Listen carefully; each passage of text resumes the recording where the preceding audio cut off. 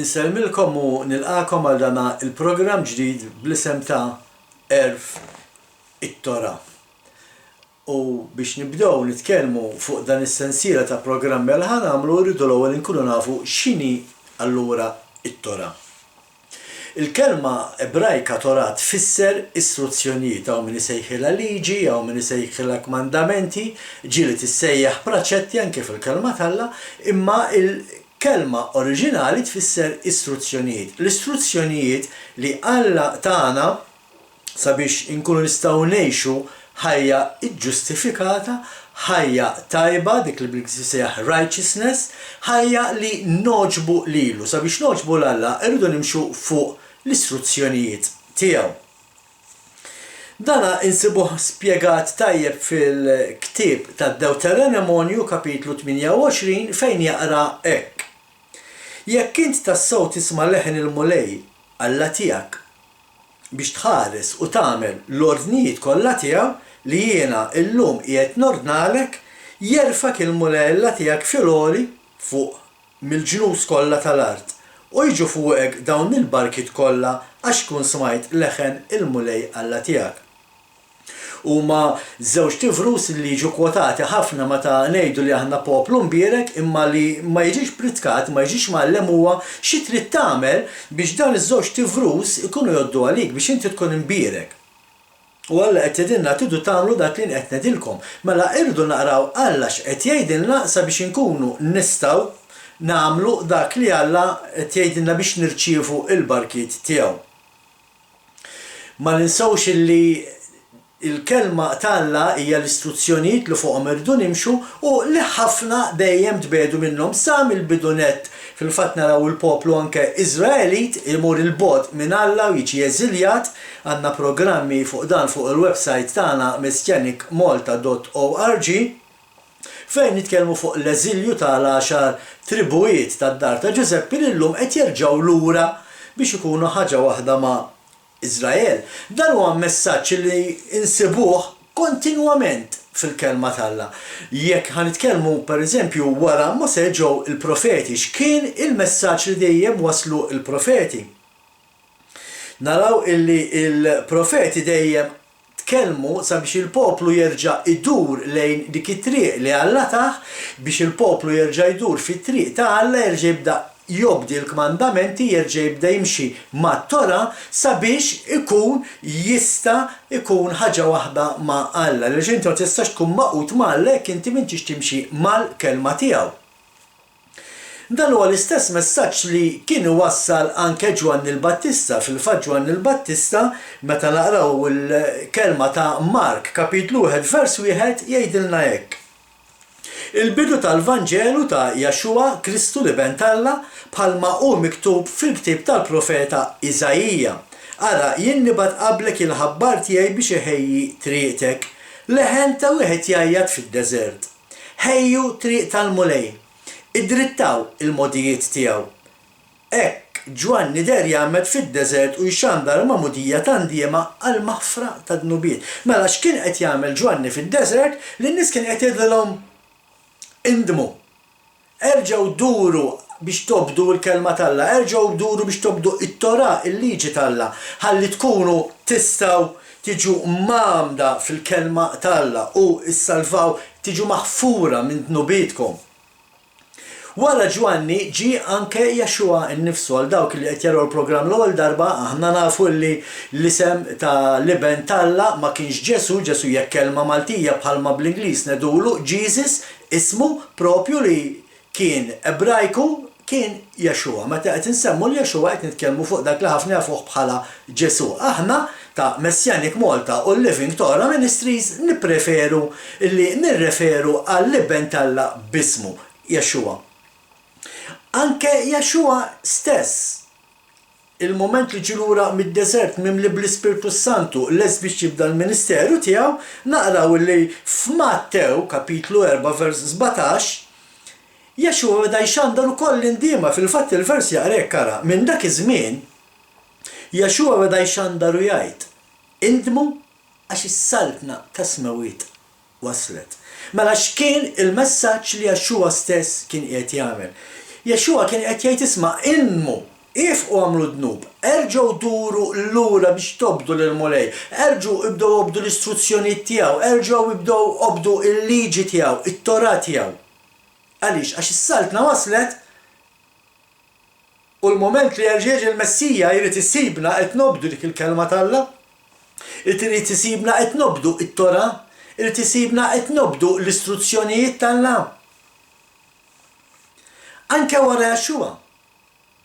Għaliex ħafna jaħsbu li Jexua waqqa liġi xi ħaġa li mhijiex minna, anzi Jexua stess jagħmilha ċara, għal ma taħsbux li ġejt biex inwaqqa liġi u l-profeti, tant il-liġi u l-profeti ma waqgħux permezz ta' dak li jagħmel Jexua, anzi issaħħew illi naraw anke l-Apostli.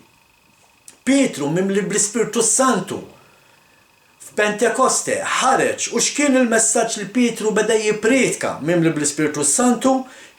Ktib tal-Atti tal-Apostli, it-tieni kapitlu vers 38 jgħid hekk, u Pietru weġibhom.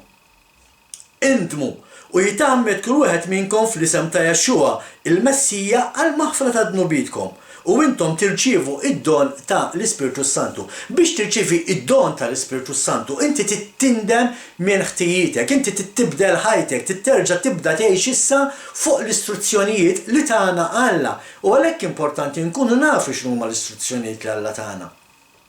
Għalhekk ħanamlu din is-sensiela fejn fiha ħannistudjaw it-Torah. Ħannaraw il-messaġġ li Alla qed itina sa mill-bidu biex nimxu fit-triqatu x'inhu.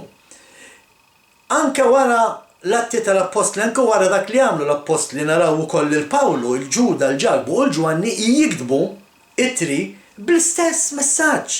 Dejjem dak kien il-messaġġ. Indmu u erġgħu ibdew obdu il-kelma tal-Alla, erġgħu ibdew obdu il-liġi, erġgħu ibdew obdu it-Torah. Kif ħad titqassam it-Torah? Kif qedtilkom? It-Torah ħad titqassam fuq perjodu ta' sena. Hemm żewġ modi kif titqassam, hemm dawk li jagħmluha f'sena u hemm dawk li jagħmluha fi 3 snin.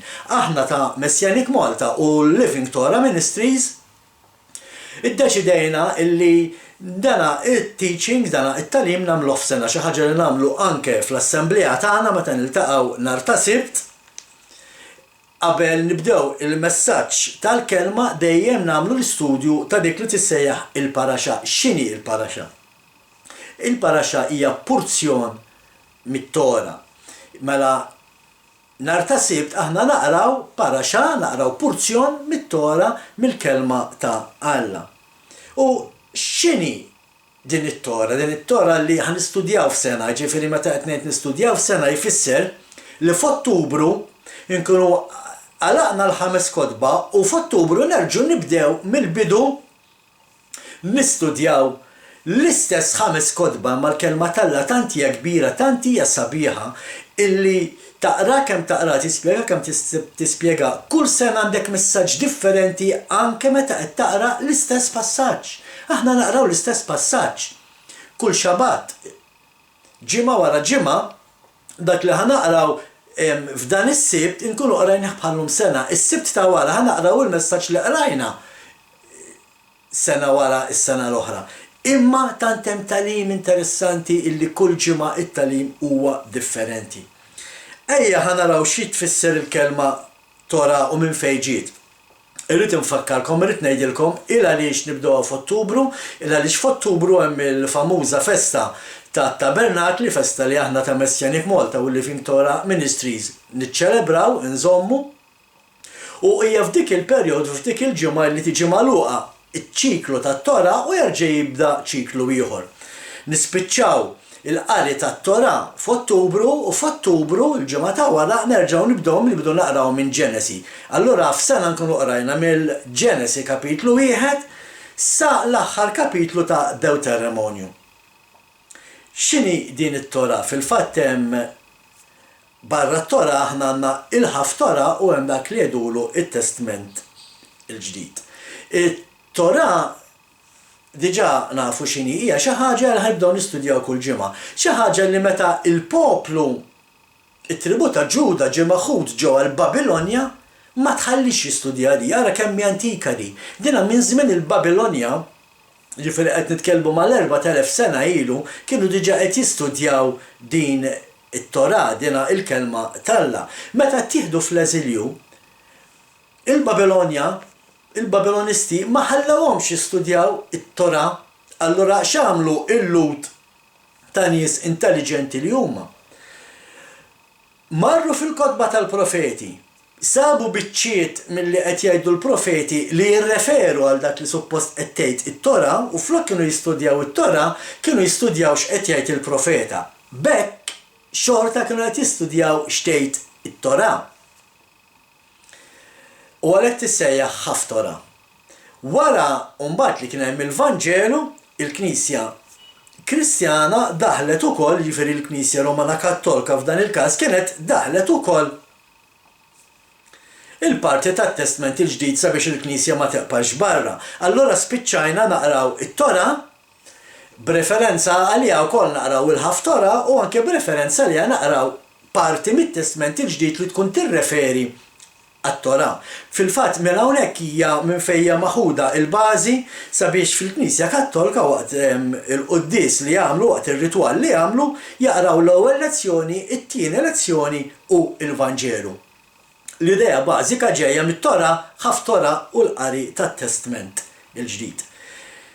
F'dawn l-istudji wkoll se nidħlu f'kotba oħra apparti li hija l-Bibja.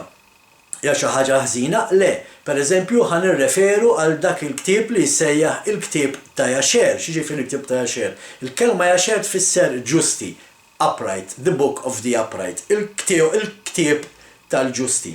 Fil-Bibja, meta aħna naraw illi il-ktieb jissejjaħ il-ktieb ta' Jasher. Fil-fatt dan nsibu referenza liħ fil-ktieb ta' Ġosue, kapitlu 10 vers 3, jirreferi għal dan il-ktieb, isemmih il-ktieb ta' Jasher. Anke fit-tieni ktieb ta' Samuel, l-ewwel kapitlu vers 8 ukoll jagħmel referenza għal dan il-ktieb ta' Jasher u anke l-Apostlu Pawlu fit-tieni ittra li kiteb il-Timotju, kapitlu 3 vers 8, Pawlu jagħmel referenza għal dan il-ktieb, mhux isemmih bismu, imma jekk intom tmorru miegħi fil-ktieb tat-tieni Timotju, kapitlu 3, ħalli taraw fej Pawlu kien qed isemmi, kien qed jikkwota minn dan il-ktieb, it-tieni ittra lil Timotju, kapitlu 3, vers 8 jaqra hekk. Bħalma Ġanes u Ġambress waqfu lil Mosè, hekk ukoll dawn jifqu kontra s-sewwa.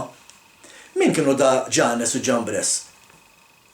Ma jsemmux fil-Bibja, mhumiex qegħdin fil-kelma tal-Alla imniżlin, imma fil-ktieb ta' Jasher huma imniżlin. Issa, x'inhi r-relazzjoni tal-ktieb ta' Jasher mal-Bibja?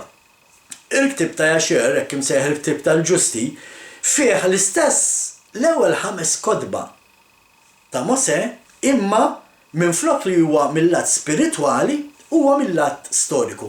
U hemm ħafna affarijiet illi meta taqra l-ktieb ta' Jasher titgħallem u tinduna ċerti affarijiet illi sissa il-knejjes għal xi raġuni qatt ma għallmu fuqhom. Min xiex kellu jgħaddi pereżempju Abram. L-ewwel qtil li sar ta' Kajin u Abel x'intużat biex ġie maqtul Abel biex qatlu Kajin il-Abel. Hemm miktub f'dan il-ktieb, fil-Bibja ma nsibuhiex. Hemm ħafna stejjer minn daw u aħna anke fil-qari tal-paraxa tagħna ħanirreferu għal daw il-kolba. Għaliex l-refera li Pawlu, l-qrom Pawlu, aħna naqrawhom u l-refera li Pawlu aħna nirreferu għal daw il-kotba u jekk intom isseguna tindunaw kemm dan il-ktieb huwa sabiħ, kemm dan il-ktieb huwa interessanti. Imma jiena inħeġġiġkom għallum ħanifqu f'dan il-programm ta' introduzzjoni. Ma jiena nħeġġiġkom biex mill-ġimgħa d-dieħla tibdew issegwu il-programmi tagħna. Il-programm jismu Erf it-Torah fejn fih għal sena sħiħa u matul sena sħiħa darba fil-ġimgħa ħankunu qed nistudjaw parti mill-kelma tagħna u f'sena nkunu għaddejna mill-ktieb tal-Ġenesi, l-ewwel kapitlu, sal-aħħar kapitlu tal-ktieb tad-Deuteronomju. Meta mbagħad taqra l-profeti, meta taqra l-Vanġelu, meta taqra l-littri kollha li nkitbu fil-kelma talla, issib li daw kollha jirreferu għal dawn il-5 kotba, kollha qed jgħidulna fihom isma' jifqu għamlu dnub. Ibdlu ħajjitkom, erġgħu lura triq l-antika. Hekk jgħid Iżajja, jifqu f'Sarib it-Toroq, araw li mi triq l-antika u imxu magħha. Għaliex f'Sarib it-Toroq? Għax hemm ħafna toroq. L-għadu Iċ-ċitan fetaħ ħafna toroq minn fejn nies qed jgħaddu, imma tinsawx il-vertija waħda, it-triqja waħda, dejqa u ftit jgħaddu minnha. Iqaf f'Sarib it-Toroq, fittex dik it-triq, ara li mi dik it-triq u imxi lila, it-triq l-antika, it-triq li twasslek Alla, it-triq li permezz tagħha tosserva l-istruzzjonijiet tagħha, tosserva l-kmandamenti tagħha, tosserva it-Tora tagħha. Jiena inħeġġiġkom sabiex tiġu tivvjaġġaw magħna dan il-vjaġġ timxu magħna din it-triq u taraw kif wara sena il-kelma tagħha tkun tant kibret ġo fikom. Taraw kemm hemm tagħlim ġdid u rivelazzjonijiet ġodda. Sakemm nerġa' narakom fi programm ieħor ħbib tiegħi insellmilkom.